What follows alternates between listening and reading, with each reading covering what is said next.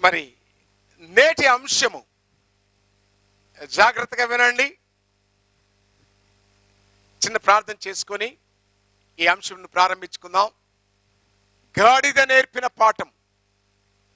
మనుషులకు దేవుడు ఎన్నోసార్లు చెప్పాడు, ఆకాశం ఆలకించన్నాడు, భూమి చెవియొగ్గు అన్నాడు. ఆయన మాట్లాడితే సముద్రము సైతము కంపించిపోద్ది.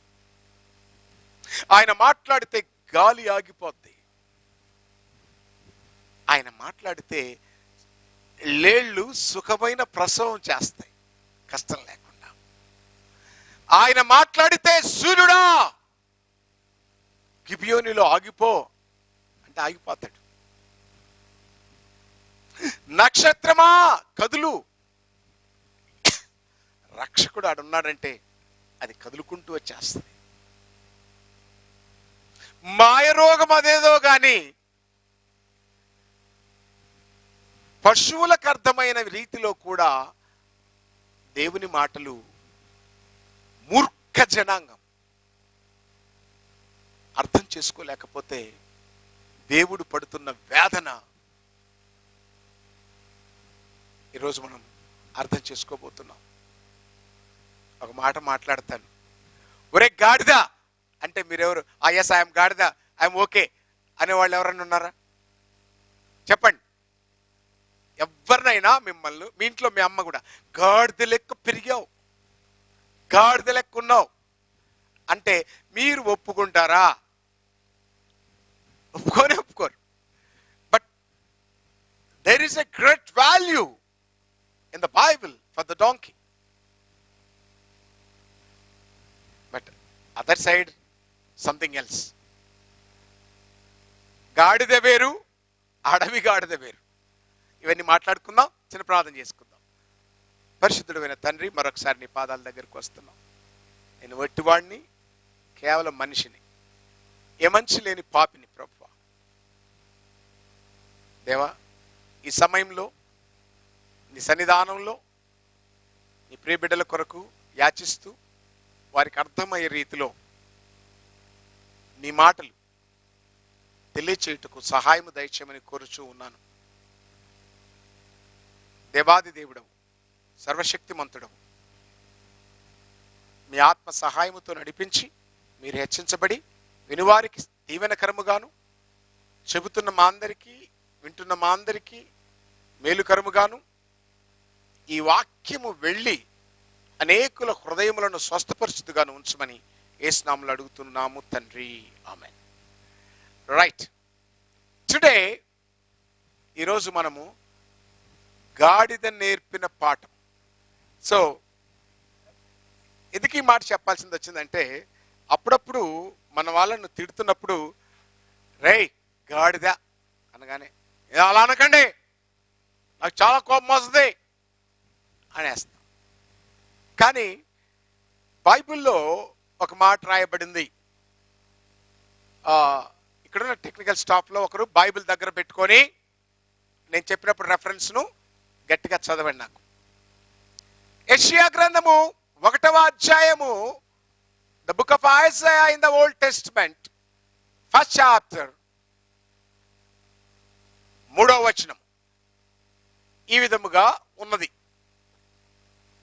ఎద్దు కామందు నెరుగును, గాడిద తన సొంత వాని దొడ్డిని ఎరుగును. యెషయా గ్రంథం మళ్ళొకసారి తీయండి, తీసి చూడండి, చదవండి ఏం చెప్తుందో. యెషయా 1వ అధ్యాయం 3వ వచనం, ఎద్దు కామందు నెరుగును, గాడిద సొంతవాని దొడ్డిని తెలుసుకొనును. ఇశ్రాయేలుకు తెలివి లేదు, నా జనులు యోచించరు. పాపిష్టి జనమా, దోషభరితమైన ప్రజలారా, దుష్ట సంతానమా, చెరుపు చేయి పిల్లలారా, మీకు శ్రమ. చాలండి. ఎందుకు ఈ మాటలన్నీ చెప్పాల్సింది వస్తుందంటే, దేవుడు మానవుని తన రూపంలో చేసుకున్నాడు, తన పోలికలో చేసుకున్నాడు. తాను ఎలాగ ఉన్నాడో అలాగ జీవించాలని ఆశపడ్డాడు. అనేకమైన ఆశలు పెట్టుకున్నాడు. కానీ మానవుడు దాన్ని నిరాశపరిచాడు. దేవుడు నరుణ్ణి చేసినందుకు తన హృదయములో సంతాపము నొందాడని రాయబడిన మాట. It was so pathetic, so bad. అప్పుడు ఆ ప్రజలను గురించి చెబుతూ ఉన్నాడు, మీకోసం ఎన్నో మంచి పనులు చేశాం. మీకు అంటే ఆది మానవుని గురించి మాట్లాడుతున్నాను.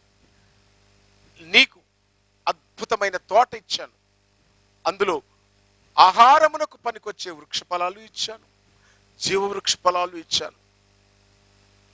శాశ్వతంగా బ్రతుకురా బాబు అని చెప్పాను. ఆ నదిలో జీవనదులను పొంగిచ్చాను, ఆహారమునిచ్చాను, జలాన్నిచ్చాను, పని చేసుకొనుటకు సజ్జపరచుటకు జాబును ఇచ్చాను.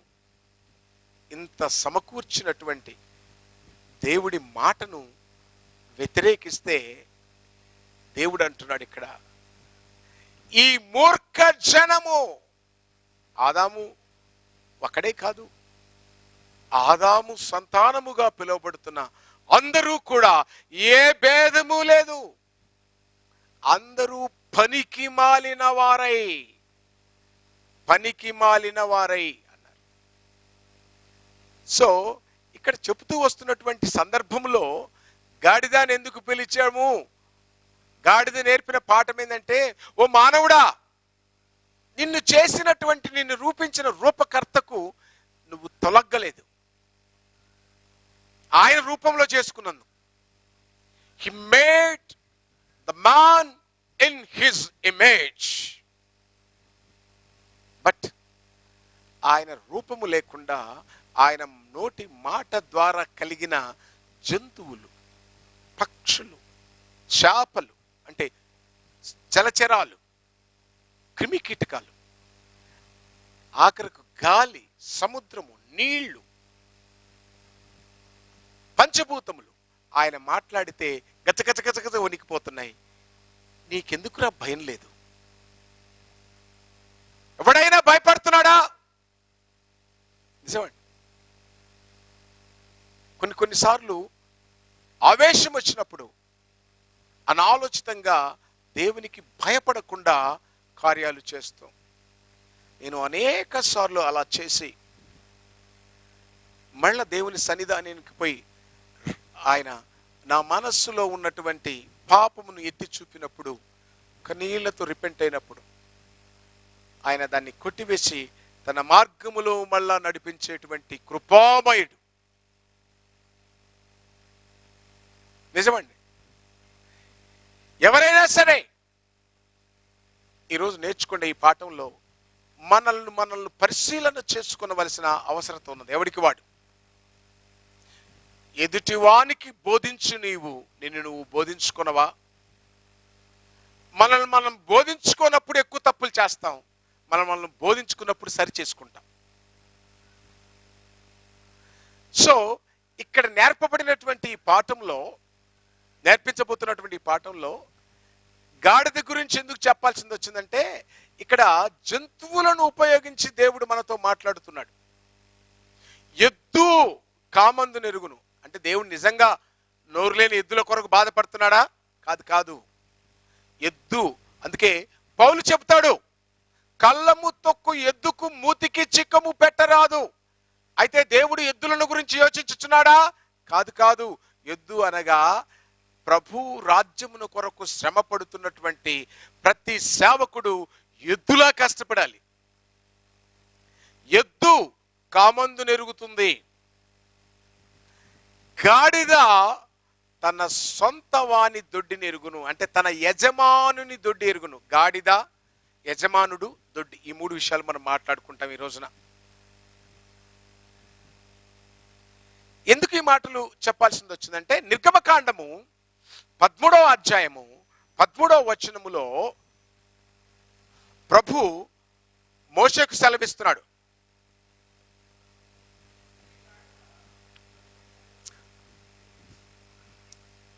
ప్రతి గాడిద తొలిచూలు సంతానమైన పిల్లను విడిపించుట కొరకై దానికి ఒక మేక పిల్లనివ్వాలి.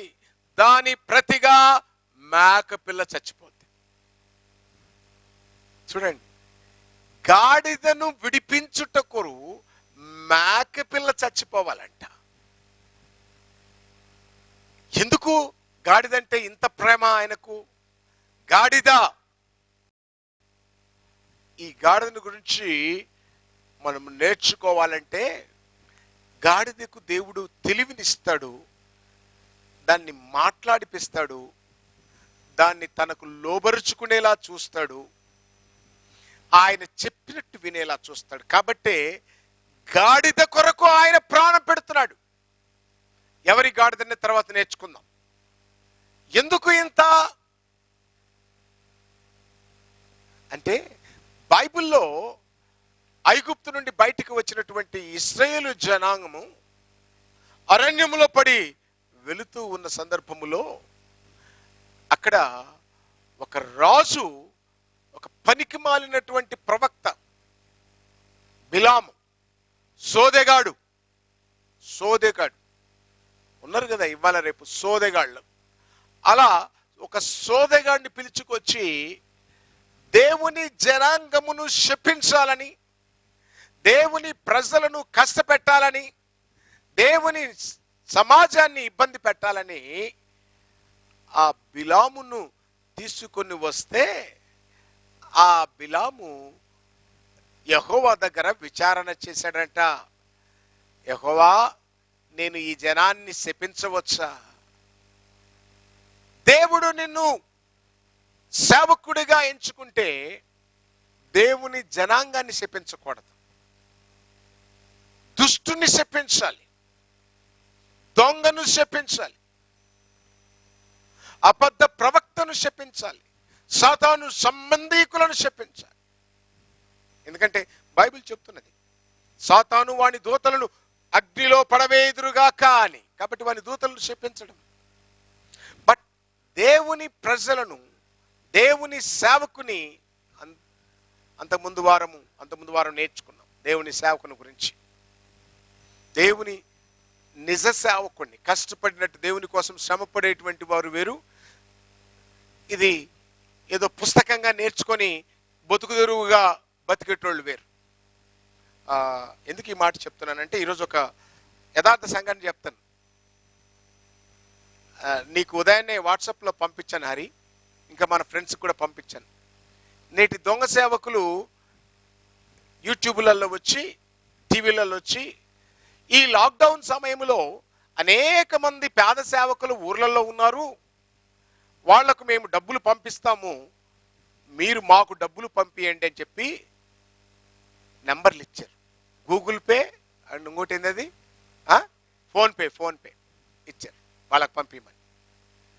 మా దాసన ఏం చేశాడంటే కింద, అయ్యా మీరు అడిగిన ప్రకారము మేము పంపించడానికి సిద్ధంగా ఉన్నాము, అయితే ఆ పేద సేవకుడి యొక్క పేరు, bank account number, IFS code పంపియండి అన్న. పంపించడా? 2 వారాలు అయిపోయింది. ప్రియులారా, గుర్తుపెట్టుకోండి, ఈ మధ్యకాలంలో కొంతమంది ఇలాంటి దొంగ సేవకులను పట్టుకొని రోడ్డు మీద కొడుతున్నారు. అదే నేను పంపించింది హరి మీకు. దాని కింద ఇంకా అది లింక్ రాలేదు నీకు. ఫోటోగ్రాఫ్ వచ్చిందా? వచ్చింది కదా, దాని లింక్ పంపిస్తాను. ఎవడైనా సరే ఇలా పేద సేవకుల పేర్లు చెప్పి మోసాలు చేస్తే వాని పేరు మీరు కంప్లైంట్ ఇవ్వండి. ఎందుకు చెప్తున్నానంటే, నేడు ప్రతి ఒక్కరము కూడా కుల మత భేదము లేకుండా సహాయము చేయవలసిన వారమై ఉన్నాం. అందుకే దేవుడు బిలాము లాంటి దొంగ ప్రవక్తలను ఎండగడతాడు. వారి సంగతి తర్వాత మాట్లాడుకుందాం, సబ్జెక్ట్ లేకొద్దాం. అయితే ఆనాటి ట్రాన్స్పోర్టేషన్ ఏంటంటే, ఎక్కువ గాడిద మీరు వెళ్ళేవారు. ఒక చోటుకి వెళ్ళి వారిని శపించాలని బిలాము నోరు తెరిస్తే, నీ నోటి మాటలను అదుపు చేయువాడు ఎవరో తెలుసా? దేవుడైన యెహోవా. నీ నోట్లో శాపమైనది ఉంచాలన్నా కూడా ఆయనే. నువ్వు నిజంగా క్రైస్తవుడు అయితే దేవుడు నీ నాలుక మీద స్తోత్రోచ్చరణ పెడతాడే కానీ శపితమైనది కాదు. అందుకే దేవుని బిడ్డలను శపించాలన్నా కూడా దేవుడు ఏం చేశాడో తెలుసా? ఆయన నోట్లో స్తోత్రం పెట్టాడు, దీవెన పెట్టాడు. అది అర్థం కాలేదు. మళ్ళా ఆ రాజు వచ్చి, బాబు ఇంకొన్ని డబ్బులు ఇస్తాం, ఇంకొన్ని డబ్బులు ఇస్తాం, ఇంకొన్ని డబ్బులు ఇస్తాం రా అనగానే మళ్ళా గాడిదెక్కి పోతా ఉన్నాడు. ఇదంతా మీరు బైబిల్ బాగా తెలిసిన వారు కాబట్టి చదువుకోండి. సంఖ్యాకాండంలో 22వ అధ్యాయము 13 నుంచి ఉంటుంది అనుకుంటాను. I think so. ఇది ఎక్కడ 22వ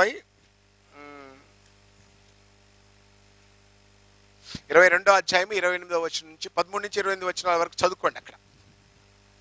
అక్కడ గాడిద మీద వెళ్తున్నటువంటి బిలాము ఎక్కడికి వెళ్తున్నాడు? ప్రజలను శపించడానికి వెళ్తున్నాడు. గాడిద మోసుకొని వెళ్తుంది. ఒక్కోసారి గాడిద తెలియకుండానే శాపగ్రస్తమైన దాన్ని మోస్తూ ఉంటారు. ఇప్పుడు మోస్తున్నారు కొంతమందిని. నరహంతకులను మోస్తున్నారు, అబద్ధికులను మోస్తున్నారు, మోసగాలను మోస్తున్నారండి మీరు. బుద్ధి లేని గాడిదలు. అందుకే ఇందాకన్నాడు, నా జనము తెలివిలేని వారు. తెలివిలేని గాడిదల వాళ్ళని మోస్తున్నాం. అయితే దేవుడు గాడిదకు ఒక రోజున జ్ఞానం కలగజేస్తాడు. నువ్వు దొంగవని, నరహంతకుడివని, పాపివని, వ్యభిచారివని దేవుడు తప్పక ఆ గాడిదతోటి మాట్లాడిపిస్తాడు నిన్ను. అతిక్రమములు దాచిపెట్టువాడు వర్ధిల్లుడు. అందుకోసమే నేను నేర్చుకున్నటువంటి స్టేట్మెంట్ ఏసన్న గారి దగ్గర, ఓసన్న మినిస్టర్లు, ఏదైనా సరే తమ్ముడు ధైర్యంగా చెప్పు, తప్పో ఒప్పో ఏదైనా కానీ అంతటితో కట్ చేయి, నువ్వు ఫ్రీ అయిపోతావు అని చెప్పాడు నాకు. That's a basic reason. అది ఎంత ఘోరమైందన్నా సరే, ఎంత నీచమైందన్నా సరే దాన్ని వదిలించుకోవాలి. కొంతమంది మూట కడతా ఉంటారు, బయటికి సెంటు కొట్టుకొని లోపల కంపు కొట్టేటువంటి వాళ్ళు, అది ఏ రోజైనా కంపుగా మారిపోద్ది. ఈ బిలాము కూడా కంపు వెదవా. ఏమో చాలా మంది ఉన్నారు అలాంటి బిలాను డబ్బు కోసం పోయేటోళ్ళు వాళ్ళు. అయితే దేవుడు ఆ సందులో పడి వస్తున్నటువంటి గాడిద మీద వస్తున్నటువంటి బిలామును చూశాడు. యెహోవా దూతను కత్తి తీసుకుని నిలబడ్డాడు. ఎన్ని రోజులు నిన్ను భరిస్తారా? ఏదో ఒక రోజు నిజమైన ప్రేమకు డూప్లికేట్ ప్రేమకు తేడా తెలీదా? తెలిసిపోద్ది. నువ్వు అవకాశవాదివని, నువ్వు దొంగవని,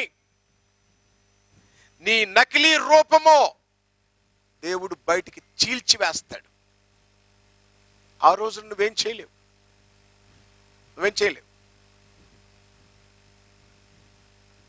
దేవుడు ఒక మంచి అవకాశాన్ని ఇచ్చాడు. దాన్ని మళ్ళా చెరిపేసుకొని నీ కంపు బుద్ధి బయటికి తెచ్చుకుంటున్నావు అనుకో, అప్పుడు కత్తి తీసి నిలబడతాడు. ఎందుకో తెలుసా? నీ తలను నరికి వేయుటకు తప్పక నరికి వేస్తాడు. అంత గొప్ప దేవుడు, ఆషామాషి దేవుడు కాదు. వెళ్తున్నాడు, గాడిద మీద వెళ్తున్నాడు, చూశాడు. ఏందిరా, నా ప్రజలను దీవించాలే కానీ శపించకూడదు అంటుంటే ఈ దరిద్రుడేంది వెళ్తున్నాడు డబ్బులు తీసుకొని. నిజమండి, ఈనాడు సంఘాలను ముక్కలు చేసే ఎదవలు కూడా డబ్బు సంపాదన కొరకే. సంఘం అంటే ఒక్కొక్క ఇటుకను పోగేసి ఇల్లుగా నిర్మాణం చేయడం.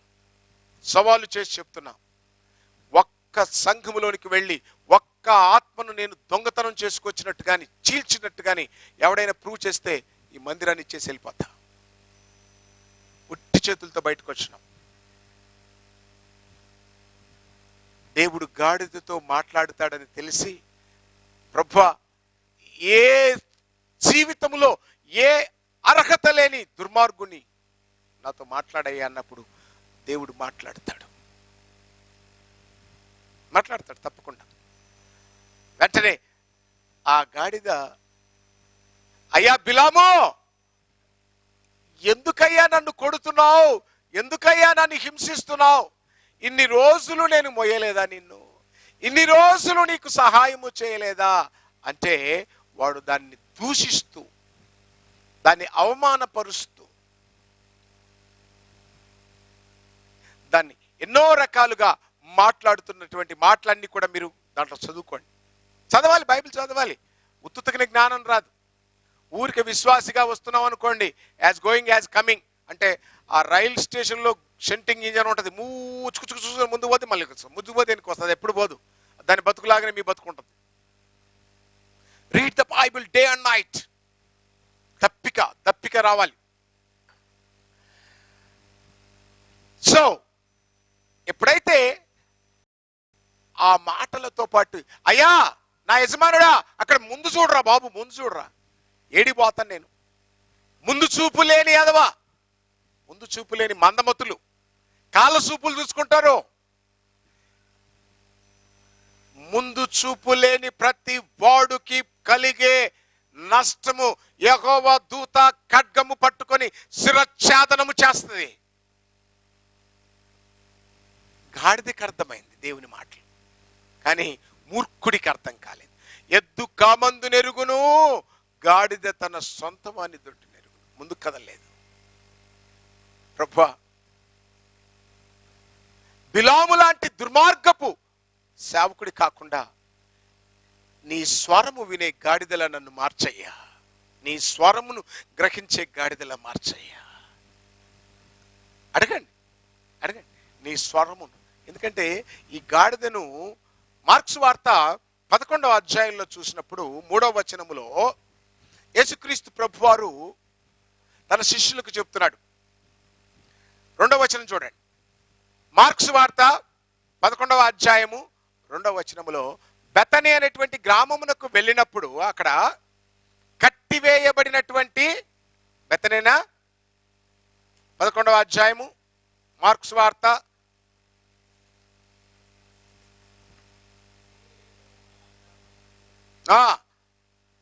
బెతనీ కాదండి, బెత్పగే బెతానియా, బెతానియా అనే గ్రామానికి వెళ్ళినప్పుడు అక్కడ కట్టబడిన గాడిద పిల్ల కనపడది. దాన్ని నా కొరకు తీసుకురండి అన్నాడు. అది కావాలి. మనుషులు పాపపు బంధకములలో, ఇనుప చట్టములో, సాతాను బంధకములలో కట్టబడినటువంటి గాడిద పిల్లగా ఉన్న ఓ మానవుడా, యేసుకు నువ్వు కావాలి. దేంట్లో కట్టబడ్డావు? ఆర్థికపరమైనటువంటి దరిద్రతలోనా? బండ మీద పడ్డ విత్తనముల వలె వేరు బలంగా లేక ఎండిపోయిన విత్తనములానా? ముళ్ళ పొదలో పడిన ఐహిక ధన విచార వ్యామోహములలో ఇరుక్కుపోయినటువంటి విత్తనములా ఉన్నావా? తోపక్కపడి సాతాను చేత పట్టబడి వాక్యము వినగానే ఎత్తుకుని పోయేటువంటి జీవితంలో ఉన్నావా? Your life is God, your life is God. అందుకే ఇక్కడ ప్రభు చెప్తున్నాడు, ఇలాంటి బంధకములలో ఉన్నటువంటి మానవ సమాజం నాకు కావాలి. ఎందుకంటే లూకాసు వార్త 4వ అధ్యాయంలో ఒక మాట రాయబడినదే. ఏమని చెప్తాడంటే, అక్కడ ఎందుకు వచ్చాడు ఆయన ఈ లోకమునకనంటే 4వ అధ్యాయంలో మనం చూసినప్పుడు, లూకాసు వార్త 4వ అధ్యాయము 18వ వచనంలో, ప్రభువు మీ ఆత్మ నా మీద ఉన్నది, బీదలకు సువార్త ప్రకటించుటకును ఆయన నన్ను అభిషేకించను, చెరలో ఉన్నవారిని విడుదల కలుగ చేయుటకును, గుడ్డి వారికి చూపు కలుగుటకును, నలిగిన వారిని విడిపించుటకును. This is the reason. ఇవన్నీ కట్టబడిన గాడిదకు సదృశ్యంగా ఉంటాయి. అమ్మలారా, అయ్యలారా, దేవుని బిడ్డలారా, అన్ని జిల్లారా, whoever you may be, we do not have any religion. I don't think that Christianity is a religion. No, it's a way of life. Unfortunate thing ఏంటంటే భారతదేశంలో క్రైస్తవం అనేటువంటిది కూడా ఒక బీసీసీ కులంగా తయారు చేశారు. I really object and condemn this what ever it is. Christianity అనేది కులం కాదు, వే ఆఫ్ లైఫ్. ఇది ఈ వే ఆఫ్ లైఫ్ను చెబుతున్నప్పుడు ఇక్కడ బైబిల్ చెప్తున్నటువంటి సత్యము, కట్టబడిన గాడిద పిల్లని ఇడిపించబడాలి. అప్పుడు శిష్యులు అక్కడికి వెళ్తే మీరు కట్లు ఉప్పుతుంటే ఎవరు ఉప్పాలి? యేసుప్రభు ఉప్పుతాడా, మీరు ఉప్పుతారా? మీ దగ్గరలో సాతాను బంధకాలలో పట్టబడినటువంటి వారి కట్లు మీరు ఉప్పాలి. ఆకలి పేగులు అలమటిస్తూ ఆకలి బంధించిన కట్లను మీరు విప్పాలి. అజ్ఞానపు కట్లను మీరు విప్పాలి. చూడండి, ఇంకా ఈ రోజుల్లో కూడా జిట్టు తీయడాలు, నిమ్మకాయలు మంత్రించుకోవడాలు, టెంకాయలు తిప్పుకోవడాలు, ఎన్ని ఆడపిల్ల శుక్రవారం బయటికి పోకూడదండం, బయటికి పోతే అరికాల్లో మసి రాసుకోవడం, ఏం దరిద్రపు అలవాట్లండి ఇవన్నీ. బైబిల్ చెబుతున్నటువంటి మాట, దేవుని హృదయపూర్తిగా ప్రేమించండి, ఆయన మీ బంధకాలు విప్పుతాడు. Jesus came to destroy the devil works. 1 యోహాను పత్రిక 3:8 చెప్పబడిన మాట. యేసుక్రీస్తు లోకమునకు ఎందుకు వచ్చాడంటే నశించిపోయిన దాన్ని వెతుకుటకును, రెండవది అపవాది క్రియలను లయము చేయుటకు వచ్చాడు. అపవాది క్రియలు అంటే ఇవే. అపవాది క్రియలు ఇవన్నిటిని లయము చేసి విప్పాలి. ఇది ఎవరు విప్పాలి? శిష్యులు విప్పాలి. అది ఎవరికి కావాలి? ప్రభువు కావాలి. గాడిద ప్రభువు కావాలి. వై డోంకీ అనంటే మీకు తెలుసో లేదో, పాత నిబంధన గ్రంథంలో ఏవి తినొచ్చో ఏవి తినకూడదో మాట్లాడితే గాడిద డెక్కలు చీలుండవు, కాబట్టి గాడిదని తినరాదు, అది అంటరాంది. Yes, Jesus want such people. Jesus wants such people who was under the depression, who was under the power of this society. వెలివేయబడినటువంటి జీవితాలు కావాలి. ఈరోజు ఎక్కడ పోగొట్టుకున్నావు? ఏం పోగొట్టుకున్నావు? డోంట్ వరీ మై బ్రదర్, కమాన్. గాడిద ప్రభువు కావాలి, దాన్ని విప్పడానికి ఇదిగో ఈ గాడిద వస్తుంది నీ కట్లు విప్పడానికి. ఎక్కడ? నీ కుటుంబంలోనా, నీ బిడ్డల దగ్గరనా, నీ పనిచేసే చోట, ఎక్కడ నువ్వు కట్టివేయబడ్డావు? స్ట్రక్ అనమాట ఒక చోట. నేను ఇంతవరకే ప్రేమించగలను అని. అవునండి, ప్రతి వాడికి ఇంత ఒక ఫ్రేమ్ పెట్టుకుంటాడు, ఇంతవరకే. ప్రభువుని నేర్చుకుంటే ఎంతైనా ప్రేమించవచ్చు. నేను కూడా అండి ప్రభువులా ప్రేమించాలని ట్రై చేస్తాను, కానీ కాలేకపోతున్నాను. ఒక దగ్గరికి వచ్చేటప్పటికల్లా నా ప్రేమ ఎంత చూపించినా ఒక చోటుకు వచ్చేటప్పటికల్లా ఆగిపోతుంది. ఒక దుష్టుడు చేసినటువంటి మోసము అది గుండెలోకి వచ్చేటప్పటికల్లా ప్రేమ ఆగిపోతుంది. కానీ ఆయన్ను గాయపరిచినా కూడా తండ్రి వీరేమి చేయుచున్నారో వీరికి తెలియదు, క్షమించమనే ప్రేమ. That is the true love. ఆ ప్రేమతో కట్టబడినటువంటి గాడిద కావాలి నాకు, అది ప్రభువు కావాలి. అర్థమవుతుందండి? ఆ గాడిదను తీసుకొని, గాడిద పిల్లను తీసుకొని దాని మీద బట్టలు వేసి దాన్ని తీసుకొని ఆయన ఎక్కడికి వెళ్తున్నాడో తెలుసా? యెరూషలేములోనికి మందిరానికి వెళ్తున్నాడు. వీళ్ళారా, గాడిద అంతవరకు ఎవడో దిక్కుమాలలోని దగ్గర ఉండేది, ఇప్పుడు ఎక్కడికి వెళ్తుంది? దేవుని మందిరానికి.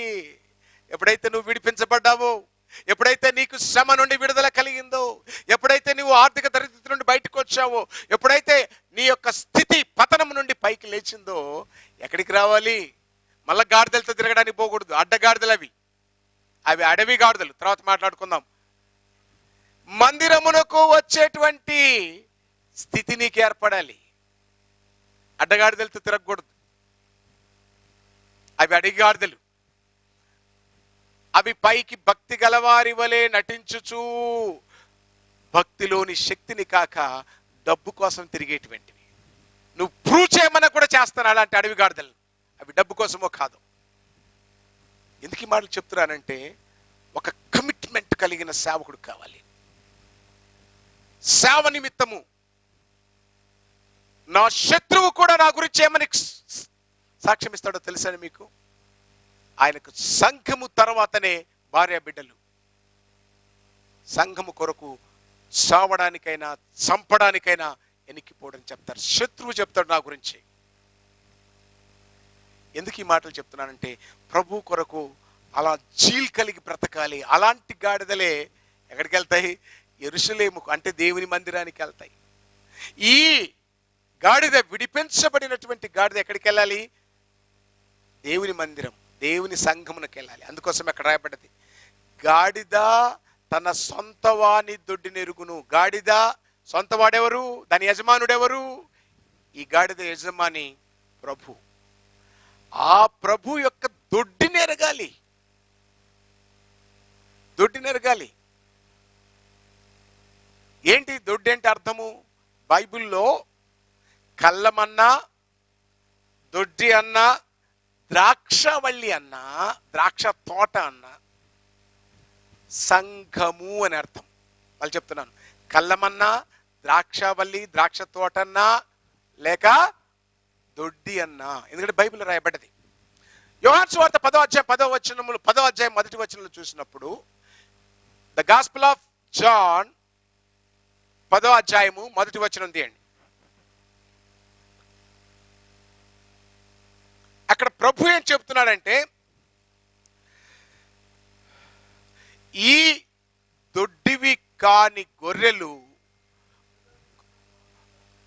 గొర్రెల దొడ్డి ద్వారమున ప్రవేశించక వేరకమున మార్గమున ఎక్కువాడు, దొంగయు దోచుకునివాడు. ఇక్కడ ఆగుదాం. గొర్రెల దొడ్డి అనగా క్రీస్తు సంఘము. దొడ్డి అనగా సంఘము. ఎవరి సంఘము అంటే క్రీస్తుది. క్రీస్తు సంఘము దొడ్డి ద్వారా కాక వేరొక మార్గమున వస్తాడంట. సంఘములో ప్రజలను ఎలా రక్షించాలి? నువ్వు ఎవరి ద్వారా ఎలా రక్షించబడ్డావో సహోదరుడా? పోకిరి మాటలు చెప్పి మభ్య పెట్టేటువంటి మాటలు విని సంఘానికి వెళ్తున్నావా? లేక క్రీస్తు సువార్తను నమ్మి సంఘానికి వెళ్తున్నావా? ఏమి నమ్మి వెళ్తున్నావు? గొర్రెల దొడ్డిలోకి రావాలి అనంటే సత్య సువార్తను విని రక్షించబడి అందులోకి రావాలి. అందుకే ప్రభు చెప్తున్నాడు, నేను గొర్రెలకు మంచి కాపరిని, గొర్రెలు నా స్వరమును వింటాయి, వాటి నన్నిటినీ కూడా నేను తోలుకొని పోవునప్పుడు వాటికి ముందుగా నేను నడుస్తాను. ఈ దొంగలు ఉన్నారు తెలుసా, మిమ్మల్ని ముందుకు నడుస్తారు. ఆపదొస్తే వాళ్ళు ముందు నిలబడరు, వాళ్ళు తోడేళ్ళు. నేను అనేక సంఘాలు నేను విశ్వాసంగా ఉన్నప్పుడు చూసినప్పుడు నేర్చుకుంది ఏంటంటే, అవసరం వస్తే మన కోసం మీ అందరు నిలబడాలే కానీ మీకోసం నేను నిలబడను. అంతే. అది కాదు, తప్పు. నాయకుడు అనేవాడు సంఘము కొరకు ముందు నిలబడాలి. అవునండి. ఆ సంఘమును ఆయన ఏం చేస్తాడంటే, తన చేట చేతిలో ఉన్నది దాన్ని బాగా దుల్ల కొడతాడు. పొట్టి ఎగిరిపోద్ది, పొట్టి ఎగర కొడతాడు, అది తర్వాత కాలిపోద్ది. గట్టి గింజలే తన కొట్లోకి కావాలి. ఈ గట్టి గింజలు ఎవరో తెలుసా? ఈ గొర్రెలు, ఆ గట్టి గింజలు. ఈ గొర్రెలు ఆయన స్వరమును గుర్తుపడతాయి. ఎవరి స్వరమును? ప్రభు స్వరమును, యేసు స్వరమును. యేసు స్వరం ఉందా? సాతాను స్వరం ఉందా? గుర్తుపెట్టుకోండి. యేసు స్వరము, సాతాను స్వరము గుర్తుపెట్టండి. ఒక నిమిషంలో నేర్పిస్తాను మీకు. అది వాక్యానుసారమైనటువంటిది కాకపోతే అది సాతాను స్వరము. ఈ దినముల అంతమందు తన కుమారుడి ద్వారా మాట్లాడాడు. కుమారుడి స్వరము క్షమాపణ, క్షమాపణ, తగ్గింపు, విశ్వాసం, నిరీక్షణ. ఎన్ని గాయాలు చేసినా గుండెలో గుర్తుపెట్టుకోకపోవడం. తండ్రి, వీరేమి చేయుచున్నారో వీరికి తెలియదు, క్షమించు. ఇది క్రీస్తు సంఘ మార్గం. దొంగ సంఘ మార్గం ఎలా ఉంది? ఈ దొడ్డివి కానటువంటిది, ఈ దొడ్డిలోకి డైరెక్ట్గా రానివాడు ఎలా వస్తాడంటే దొంగలా వస్తాడు, దోచుకొని పోతాడు. వాడు ఒక్కొక్క దాన్ని తినేస్తా ఉంటాడు లోపల. దశంభాగం ఇస్తే ఒక రకంగా ఉంటాడు నీతో, దశంభాగం ఇయ్యకపోతే ఒక రకంగా ఉంటాడు. కానుకలు ఇస్తే ఒక రకంగా ఉంటాడు, కానుకలు ఇయ్యకపోతే ఒక రకంగా ఉంటాడు. నిజమండి. వీటి కోసం ఆశించండి. నేను మీకోసం ప్రభుని మహింపరచడానికి చెప్తున్నాను. ఈరోజు ఉదయం టుడే మార్నింగ్ చిన్న పనుండి ఇందిరానగర్కి వెళ్ళా. షార్ట్ మీద వెళ్ళా. ఎక్కడి నుంచి లోపల నుంచి బయటకు వచ్చింది ఆమె. నన్ను చూసింది. అయ్యగారు వందనాలు, రండి రండి ఇక్కడ రండి. ఏంటమ్మా? అయ్యగారు ఒకసారి ఇంటికి వచ్చి ప్రార్థన చేయండి. రండి please brother, please brother. Indira Babu ఏమి ఇంటికి వచ్చి ప్రార్థన చేయమంటది, నేనేమో వెళ్ళిపోవాలి. బట్ ఆమె పెట్టిన బలవంతానికి నేను ముఖస్థుతి కొద్దీ వెళ్ళాను. నిజంగా చెప్తాను, ముఖస్థుతి కొద్దీ. ఇప్పుడు ఎందుకంటే ఎక్కడ ఎవరింటికి ఏం పోతే ఏమవుతుందో అన్న బాధ. లోపలికి వెళ్ళి తీసుకువెళ్ళి తాను తన భర్త పిల్లలందరూ కూర్చొని ప్రార్థన చేయించాక తిరిగి వస్తుంటే అయ్యగారు ఉండండి ఒక్క నిమిషం అండి. మళ్ళీ ఏంటమ్మా అన్న. అయ్యగారు ఒక్క నిమిషం అండి. తీసి ఆమె కవర్ చేతిలో పెడితే నేను ఇంటికి వచ్చి చూసుకుంటే అసలు ఆ స్థితిలో ఉన్న వాళ్లకు అంత కానుకిచ్చి అంత ధనాన్ని ఇచ్చేటువంటి యోగ్యత దేవుడు రోడ్డు మీద పోతుంటే అసలు ఐ వాజ్ షాక్. ఇది దేవుడి సాక్షిగా చెబుతున్నా నేను. ఇదేం కల్పన కథ కాదు. ఇది వచ్చి పట్టుకొని పోతే ఎన్ని రోజులు వస్తుంది నా డబ్బులు? దేవుడి దగ్గర ఏడిస్తే దేవుడు తన దూతలను పంపుతాడు సహాయం చేయడానికి. So come back to the point. మళ్ళా చెబుతూ ఉన్నాను. ఏం చెబుతూ ఉన్నానో తెలుసా మీకు? గాడిద ఎక్కడికి వెళ్ళాలి? ద్రాక్షవల్లి దగ్గరికి వెళ్ళాలి, కళ్ళములోనికి వెళ్ళాలి. ఎక్కడికి వెళ్ళాలి? సంఘములోనికి వెళ్ళాలి, దొడ్డిలోనికి వెళ్ళాలి. కానీ ఎక్కడికి వెళ్తున్నాయి? ఎక్కడికి వెళ్తున్నాయంట? దొంగల గుహకి వెళ్తున్నాయి. కానీ మీరైతే వీక్షణ ఇచ్చేవారా? అక్కడ ప్రార్థన చేసి ఆమె తిరిగి వస్తున్న మాట చెప్పాను. అయ్యా ప్లీజ్ మా అందరి కొరకు మీరు మాట్లాడుతున్నప్పుడు ఆదివారము ప్రతిరోజు మీ ప్రార్థన చేసుకోండి, జ్ఞాపకం చేసుకోండి. మీ అందరి గురించి ప్రార్థన చేస్తున్నాం, మీ అందరి గురించి మేము జ్ఞాపకం చేసుకుంటూ ఉన్నాం. త్వరలో 21 రోజు కేవలము మజ్జిగ తాగి ఫాస్టింగ్ ఉండడానికి కూడా మీ అందరి కొరకు తిరిగి ఈ ఆర్థిక దరిద్రత అనేది మన సంఘంలో రాకూడదు. ప్రతి ఒక్కడు కూడా గుప్పుళ్ళు విప్పి ధారాళంగా ఇచ్చేటువంటి పిలిచి, ఈరోజు నన్ను పిలిచి ఇచ్చినటువంటి అలా ఉండాలి. కానీ బాబు ఒక ధర్మం, అయ్యగారు ఒక ధర్మం, ఇది రాకూడదు. మీరు ఇచ్చువారుగానే ఉండాలి, మీరు అందరూ అడుక్కునేవారు కాదు. ఆమేన్. గట్టి చెప్పండి. ఆమేన్. కాబట్టి ప్రియులారా, మనం మళ్ళీ లేఖనాలకు కొద్దాం. దేవుడు ఈ యేసుక్రీస్తు ద్వారా ఆ గాడిదని ఎక్కడ తీసుకెళ్లాలన్నాడు? మందిరంలోనికి తీసుకుని వెళ్ళాలన్నాడు. నిజమేనండి. దాని మీద యేసుక్రీస్తు కూర్చొని మందిరానికి తీసుకొని వెళ్ళిపోయాడు. కానీ బైబిల్లో చూస్తే మనం ఇంకా లోతుగా పరిశీలన చేసినప్పుడు ఈ దొడ్డి కాని గొర్రెలు వేరే నాకు కలదు. యోహాను సువార్త 10వ అధ్యాయం 10వ వచనం. యోహాను సువార్త 10వ అధ్యాయం 10వ వచనం చూడండి.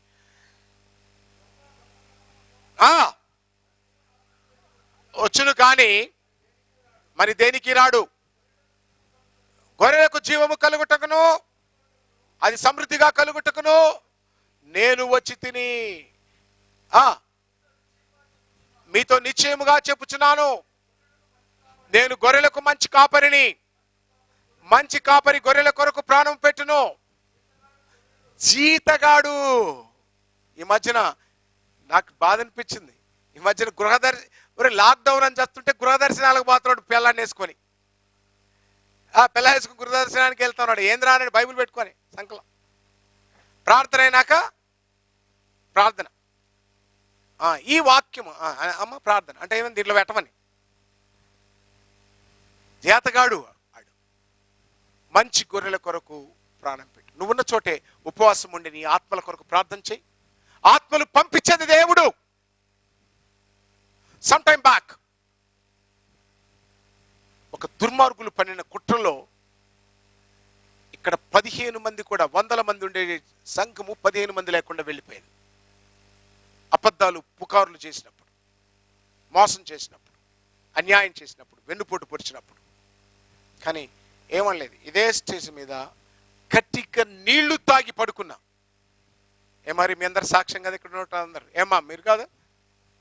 తిరిగి దేవుడు పట్టజాలని జనాన్ని ఇచ్చాడు. ఏమన్ దేవుడికి మహిమ కలుగును గాక. అప్పుడు అనిపించింది, దేవుడు ఎందుకు వాళ్ళని తీసేశాడంటే, నా చేట నా కళ్ళములో ఉన్నది, నా చేట నా చేతిలో ఉన్నది, నేను చెరిగి కళ్ళములో గట్టి గింజల కోసము పొట్టులు లేపేస్తాడు. బాధపడకండి. మనం క్రీస్తుకు సేవ చేయడానికి వచ్చాం. సేవకులారా, ఈ లాక్డౌన్ పీరియడ్లో నువ్వు ఎంతో బాధపడి ఉండొచ్చు. వాళ్ళ మొక్కలు చూడకు, ఆ దరిద్రుల మొక్కలు చూడకండి, వాడిస్తాడు వీడిస్తాడని చూడకండి. యేసు ముఖం చూడండి, దేవుని ముఖం చూడండి. ఈ గాడిద కరెక్ట్గా యెరూషలేము వరకు నడిచింది. యెరూషలేము వరకు నడిస్తే ఏమైందో తెలుసా మీకు? ప్రభు రాగానే వారందరూ కూడా ఈత మట్టలు పట్టుకొని హోసన్నా హోసన్నా హోసన్నా అండమే కాకుండా ఆ గాడిదకు కాళ్లకు బట్టలు తివాచీలు పరిచేశారు. గాడిదకు విలువ వచ్చేసింది. గాడిద జీవితం మారిపోయింది. ఎక్కడో కట్టబడ్డది, కానీ అది ఎక్కడికి వచ్చేసరికి తన జీవితము మారిపోయింది. ప్రియులారా, నీ జీవితం యేసు నిన్ను కోరుకుంటున్నాడు. ఆయన నీ మీద, నీలో, నీ నోటిలో, వాక్యం ఎక్కడున్నది? నీ వద్ద, నీ హృదయములో, నీ నోటిలో. వాక్యం ఎక్కడ ఉండాలనుకుంటుంది? నీతో, నీ మీద నిరంతరం ఉండాలనుకుంటుంది. అయితే నువ్వు విధేయత కలిగిన, విడిపించబడినటువంటి గాడిద పిల్లవైతే, ఆ గాడిద పిల్ల ఎక్కగానే గాడిద చరిత్ర రాయబడ్డదండి బైబిల్లో. జకరియా గ్రంథం 9వ అధ్యాయం 9వ వచనంలో, ఓ సియోను కుమారి, నీ రాజు నేను చూడ్డానికి గాడిద పిల్లను, చిన్న భారవాహికమైనటువంటి గాడిద పిల్లని తీసుకొని దగ్గరికి వస్తున్నాడమ్మా. గాడిద ఎంత, ఈ గాడిద ఎక్కడ కట్టబడి ఉండాలంట? పనోడి ఇంట్లో కాదు, వాడెవడో ఏదో చేస్తాడని వాడింట్లో కాదు నువ్వు కట్టవేయబడాల్సిందే. ఎక్కడ కట్టవేయబడాలంట? ఆదికాండము 49వ అధ్యాయం 11వ వచనంలో గాడిద ఎక్కడ కట్టవేయబడుతున్నది అని అంటే 49వ వచనం 11వ అధ్యాయం 49వ అధ్యాయం 11వ వచనం, ద్రాక్షావల్లి తన గాడిదను, ఉత్తమమైన ద్రాక్షావల్లి తన గాడిద పిల్లను కట్టి. గాడిద పిల్ల ఎక్కడ ఉండాలంట? ద్రాక్షావల్లి. ఇందాక చెప్పాను, ద్రాక్షావల్లి అంటే ఏంటి? తోట. ద్రాక్ష తోట అన్నా, కళ్ళమన్నా, ఇంకా దొడ్డి అన్నా క్రీస్తు సంఘము. ఎక్కడ ఉండాలంటది? క్రీస్తు సంఘములు. అయితే క్రీస్తు చనిపోయి పునరుద్ధరణ లేచాక అపోస్తులు బోధించినప్పుడు, అపోస్తుల యొక్క బోధ విని మొదటి దినమున, పెంతెకోస్తు దినమున 3000 మంది, ఆ తర్వాత 5000 మంది, ఆ తర్వాత యూదయ సమరయ దేశములంతటా, యెరూషలేము అంతటా ఈ బోధ నింపబడింది. యెరూషలేము అంతా ఈ బోధ చేత నింపివేయబడింది. క్రీస్తు బోధ చేత. దాన్ని మోసుకుపోయింది ఎవరు? అపోస్తులు, గాడిదలు. ఈరోజు వాళ్ళు మనకు అప్పిస్తే మేము గాడిదలం. గాడిదకున్న ఔన్నత్యం ఎటో తెలుసా? దేవుని మాటే పలికింది బిలాము ఎక్కిన గాడిద. ఈరోజు నిజమైనటువంటి దేవుని గాడిదవైతే దేవుని మాటే పలకాలి, దేవుడు చెప్పినప్పుడు పలకాలి, దేవుడు ఏం చెప్పాడో అదే చెప్పాలి, ఇంకోటి చెప్పకూడదు. అందుకే ఈ దొడ్డి అనగా సంఘము. అక్కడ చెప్తున్నాడు, నా గొర్రెలు నా స్వరం వింటాయి, అవి దొడ్డిలోకి వస్తాయి. బట్ వాట్ అబౌట్ ద అన్యజనులు? ఆ గొర్రెల సంగతి ఏంటి? అందుకే చెప్తున్నాడు, ఈ దొడ్డివి కాని వేరే గాడిదలు కూడా నాకు కలవు. అవి ఇప్పుడు ఎలా ఉన్నాయి? అడవి గాడిదల్లా ఉన్నాయి. అడవి గాడిద అని అంటే తెలుసు, ఎవరిని అంటారు? ఇస్మాయిల్ని అంటారు. అంటే ఏం తెలుసా? మనమందరం ఒకటి చేస్తే వాడు ఇంకోటి చేస్తాడు. క్రీస్తు సంఘం అంతా ఒకటి బోధిస్తే వాడు క్రీస్తు సంఘం అని పేరు పెట్టుకుని ఇంకోటి బోధిస్తాడు. ఈ మధ్యలో ఒక దరిద్రుడు 666 గురించి అడవి గాడిదలా బోధించాడు. తెలుసు కదా మీకు? సో సంఘము, క్రీస్తు సంఘము బైబిల్లో ఉన్న సత్యాన్ని అమెరికాలో చెప్పు, ఆంధ్రప్రదేశ్లో చెప్పు, తెలంగాణలో చెప్పు, ఉగాండాలో చెప్పు, ఒకటే బోధ ఉంటుంది. అర్థమైందా? అది వేరే బోధ ఉండదు. ఎందుకంటే ఒకటే బైబిలు. నేను అడుగుతున్నా మిమ్మల్ని, దొంగ బోధకులారా, దేవుడు ఒక్కడే, ప్రభు ఒక్కడే, ఆత్మ ఒక్కటే, నిరీక్షణ ఒక్కటే, విశ్వాసం ఒక్కటే, బ్యాప్టిజం ఒక్కటే, అన్నీ ఒకటే ఒకటే ఒప్పుకుంటున్నారు కదా. మరి బోధ ఒక్కటేనా? ఒక్కటే బోధ కదా. సరే, ఆ డినామినేషన్లో తగలేద్దాం, పోనీ వాళ్ళ సంగతి వదిలేసే. వాళ్ళంటే రోమన్ క్యాథలిక్లో నుంచి బయటకు వచ్చినటువంటి గ్రూప్స్లోంచి వచ్చిన వారు, కాబట్టి ఆ బోధ వదిలేద్దాం.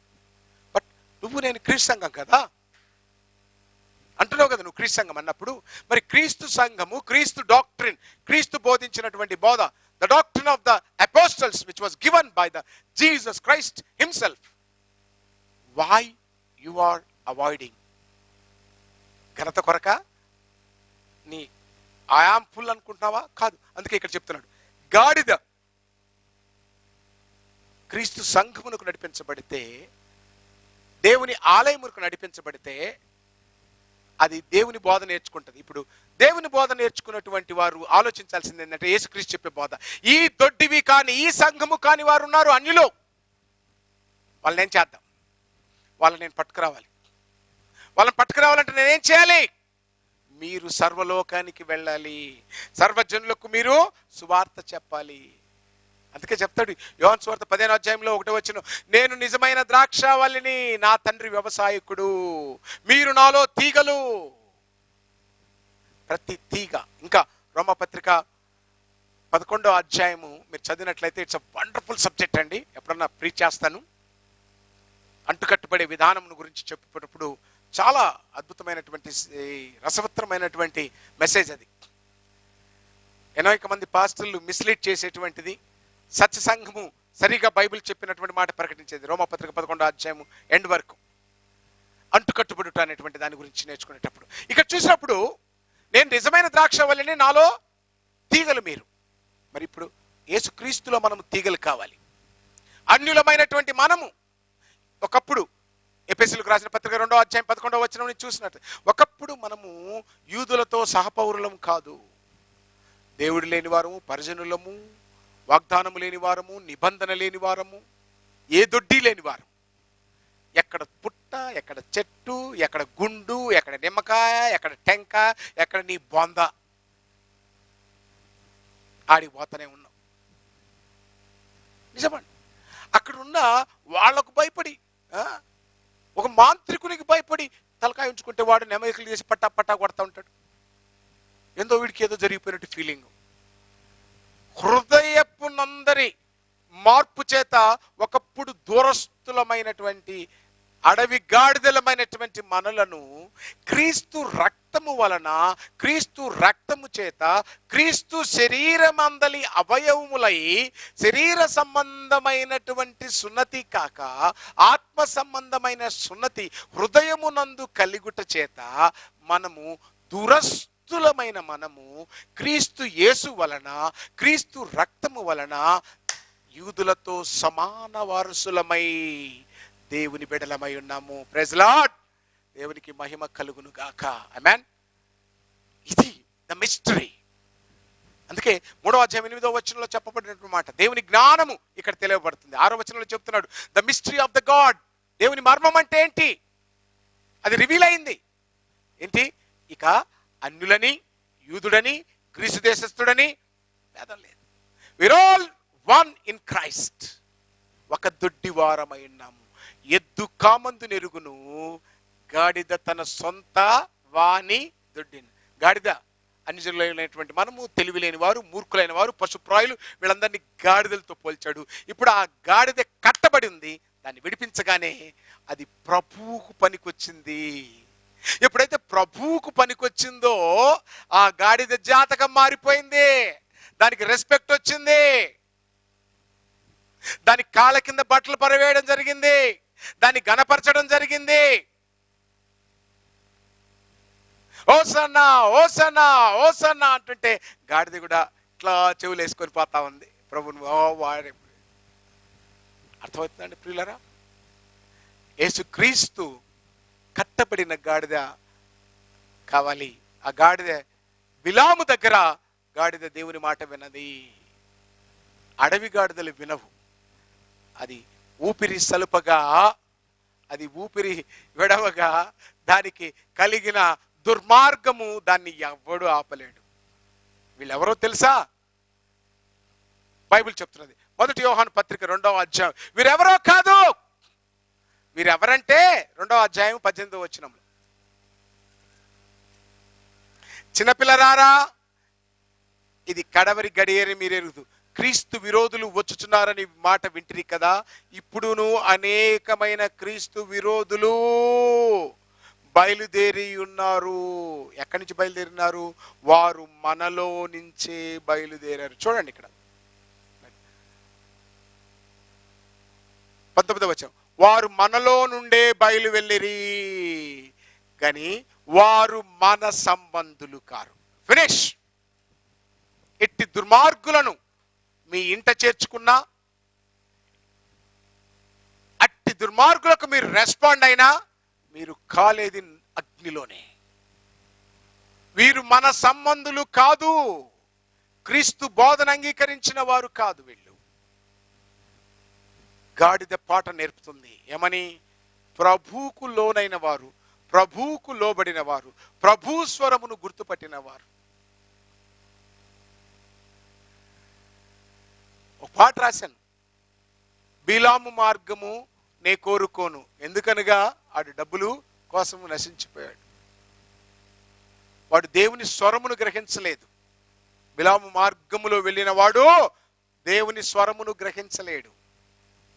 4 మాటలు ఇంగిలి ముక్కలు తూ అని ఊస్తే అవి ఎత్తుకుపోయి ఆడ ఊస్తూ ఉంటాడు. నిజమండి. మొన్న ఎవడో చెప్తా ఉన్నాడు ప్రభు దినము అని. ప్రభు దినము అంటే ఒకటే యేసుక్రీస్తు వస్తాడు. ఆ దినమునే అందరూ సమాధుల్లో ఉన్న నీతిమంతులు లేస్తారు. అప్పుడే తీర్పు కూడా అయిపోతుంది. ఇదంతా క్రిస్తంగ బోధ. అట్ట కాదండి. వాడొకడు కొత్తది చీట్ చేసాడు. మొదట ఎత్తబడతాము, ఆ తర్వాత ఏదో విందు, ఆ తర్వాత ఏందో మళ్ళీ తీర్పుకు ఇంకొక రోజు పెట్టుకున్నాడంట. ఎక్కడివి ఈ గాడిదలన్నీ? మీకు తెలుసో లేదో, ఈరోజు ఒక చిన్న సత్యం చెప్తాను చూడండి. మీరు చెప్పాలి. గాడిదలన్నీ ఒకే రకంగా అరుస్తాయా, లేక ఏ గాడిదైనా కుక్కలు అరుస్తుందా, పందిలు అరుస్తుందా? గాడిదలన్నీ దానికున్న యూనిటీ కూడా లేదురా బాబు మీకు. క్రీస్తు సంఘంలో అన్నీ ఒక్కటే రకంగా అరుస్తాయి. మీరు కావాలంటే నేను ఒక మాట చెప్తాను. ఇస్లాంలో వాళ్ళ ముల్లాస్, వాళ్ళ ప్రీచర్స్, వాళ్ళ బోధకులు ఎవరైనా చూడండి, ప్రపంచమంతా తిరగండి మీరు. చిన్న ప్రీచర్ మొదలుకొని ద బిగ్గెస్ట్ నేమ్ ఉన్నాడు, పెద్ద నేమ్, అందరూ ఒకటే బోధ చెప్తారు. No deviation. బట్ కర్మ, గాడిదల్లో అడవి గాడిదలు కలిసిపోయాయి కాబట్టి కొత్త శబ్దాలు. గాడిదల్లో పందులు కలిసిపోయాయి, అందుకే ఈ శబ్దాలు. I want everybody to understand this. నా గొర్రెలు నా స్వరమును వింటాయి, అవి నా దొడ్లేకి వస్తాయి, నావి కాని వెళ్ళిపోతాయి. అర్థమవుతుందా? ఈ దొడ్డివి కానివి కూడా వేరే ఉన్నాయి, వాటిని కూడా పట్టుకొస్తాం. మంద ఒక్కటే, కాపరి ఒక్కడే. ఎద్దు కామందును ఎరుగును, గాడిద తన సొంత వాని దొడ్డి. నీ సొంత దొడ్డి ఏది అంటే, నీ ప్రభు ఏ దొడ్డి అయితే ఏర్పరిచాడో, ప్రభు ఏర్పరిచినటువంటి దొడ్డి, ఈ బండ మీద నా సంఘమును కట్టుదును అన్నాడు. అది ఆయన సొంత దొడ్డి. సైమన్ పాల్ కట్టలేదు చర్చి. ఈ రేకుల చెట్టు కాదండి చర్చి, ఆ బిల్డింగులు కాదు చర్చి. దొడ్డి అని అంటే ప్రభు సంఘము, ద లార్డ్స్ చర్చ్. దాని కొరకు ఆయన ప్రాణం పెట్టాడు, రక్తం ఇచ్చాడు. దాన్ని పెట్టి కొన్న వారి సమూహమును దొడ్డి. జనమా, ప్రభు చెప్తున్నాడు, ఆకాశమా ఆలకించుము, భూమి చెవి యొగ్గుము, నేను పిల్లలను పెంచాను, పెద్ద చేశాను, వారు దుర్మార్గులైపోయారు. ఎద్దు కామందుని ఎరుగును, గాడిద తన సొంత వాని దొడ్డిని ఎరుగును. నా జనులు మూర్ఖులై పశుప్రాయులై బొమ్మలను పూజిస్తున్నారు, చెట్లను పూజిస్తున్నారు, మట్టిని పూజిస్తున్నారు. అర్థమవుతుందండి మీకు? ఆఖరకు విష జంతువులైనట్టు పాములను పూజిస్తూ ఉన్నారు. ఎక్కడ ఒక చెట్టును చెక్కితే అది కిటికీ అవుతుంది, తలుపు అవుతుంది, మంచి సోఫా అవుతుంది. అదే చెట్టులోని చెక్కను ఒక బొమ్మగా పెడుతున్నాడు, దానికి ఒక గుడి కడుతున్నాడు. ఇవన్నీ పొయ్యిలేస్తే కాలిపోతాయి. కాలిపోయేవాడు కాదు దేవుడు, నీ పాపమును అగ్నితో కాల్చివేసేవాడు దేవుడు.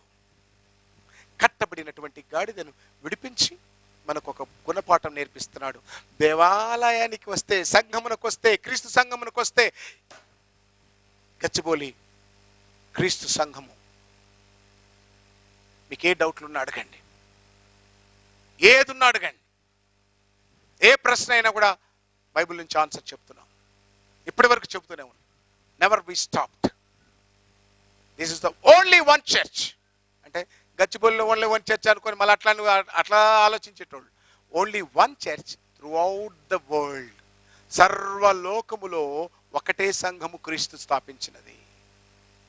దానికి వేరే మతం ఉండదు, వేరే రిజర్వేషన్స్ ఉండవు, దానికి కులగజ్జి అసలే ఉండదు. ఈ మధ్యన స్టార్ట్ అయిన కులగజ్జిగాళ్ళు గజ్జి సంఘాన్ని పెట్టుకున్నాడు. రే గజ్జి పుట్టిపోతావు రే, కుల గజ్జోడా. ఆ గజ్జి ఒళ్ళు పాకిందనుకో, యోబును శోధించిన గజ్జి వేరు, సాతాను పుట్టించే గజ్జి వేరు. నీకు చెప్పుకోలేని చోట్లంతా గజ్జి వచ్చేస్తుంది నీకు, కుల సంఘం పెట్టినందుకు. అర్థమవుతుందా? ఎవ్వడు కూడా క్రీస్తు సంఘమును కుల సంఘంగా మార్చకూడదు, బతుకుదెరువు సంఘంగా మార్చకూడదు. ఇది జీవాన్ని ఇచ్చే సంఘము, జీవితాన్ని ఇచ్చే సంఘము. గాడిద నేర్పుతున్నది ఏమని? దేవుని మాట విని కట్టబడిన గాడిద పిల్ల సువార్త వలన విడిపించబడితే, దాని మీద ప్రభు ఎక్కితే, వాక్యము నీ వద్ద, నీ హృదయంలో, నీ నోట. అది గాడిదని ఎక్కడ, గాడిద మీద ప్రభు కూర్చోవడం అంటే, గాడిద నేనైతే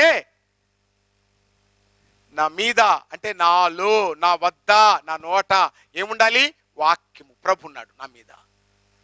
నేను గాడిదనైతే నా మీద ఎక్కాడు. కాబట్టి ఇంతమంది జనం ఆదరిస్తున్నారు. ఈ లాక్డౌన్ సమయంలో కూడా మీరు మీ ప్రేమను మీ కానుకల ద్వారా, మీ డబ్బు ద్వారా, మీరు ఫోన్ చేయటం ద్వారా, మీరు బైబిల్ని తెలుసుకునేటువంటి ఇష్టపడేటువంటి విధానం ద్వారా మీరు తెలియపరుస్తుంటే, ఒక్కొక్క ఇంటికి వెళ్తుంటే, ఒక అవసరం పడి వాళ్ళు ఏదో ప్రార్థనకి ఇంటికి పిలిస్తే, మీ అందరూ కూడా చేస్తున్న సహాయము అంతా ఇంత కాదు, నా జీవితంలో మర్చిపోలేదు. మీ అందరికీ కూడా వందనాలు చెప్తున్నాను. ఎలా ఈ లాక్డౌన్ పీరియడ్లో ఇంత పెద్ద సహాయం ప్రజలకు చేస్తున్నాం. నా ఒక్కడితో అవుతుందా అన్నప్పుడు మీ తినే 2 ముద్దల్లో నా కొరకు ఒక ముద్ద తీసిపెట్టినందుకు మీ అందరికి కూడా వందనాలు చెల్లిస్తున్నాను. గాడిద నేర్పిన పాఠం, ఓ గాడిద లాంటి జీవితాన్ని అనుభవిస్తున్నటువంటి మానవ సమాజాన్ని కట్టివేయబడితే, నువ్వు ఎక్కడ కట్టివేయబడ్డావు? నా మొగుడు నన్ను ప్రేమిస్తలేదమ్మా, కట్టివేయబడ్డావా? నా పిల్లలు నాకు బో పెడతలేదమ్మా, నా పిల్లలు నన్ను చూసుకుంటలేదమ్మా, నా లవర్ నన్ను బలకరిస్తలేదమ్మా, ఆర్థిక అప్పులమ్మా,